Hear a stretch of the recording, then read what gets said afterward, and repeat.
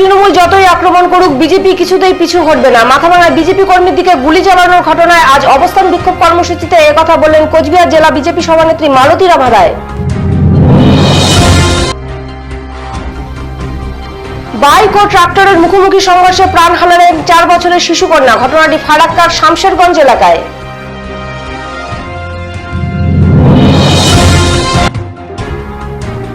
মমতা ব্যানার্জি যতদিন বাঁচবেন ততদিন মুখ্যমন্ত্রী হয়ে থাকবেন। বড়দিনের প্রভু যিশুর কাছে এই প্রার্থনা করলেন উত্তরবঙ্গ উন্নয়ন মন্ত্রী রবীন্দ্রনাথ ঘোষ।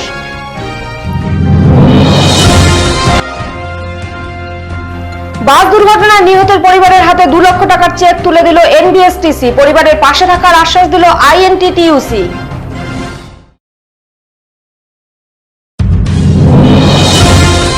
কৃষি আমাদের ভিত্তি, শিল্প আমাদের ভবিষ্যৎ। এই ভিত্তি এবং ভবিষ্যৎকে কবেই ডিনামাইট দিয়ে উড়িয়ে দিয়েছেন মুখ্যমন্ত্রী মমতা বন্দ্যোপাধ্যায়।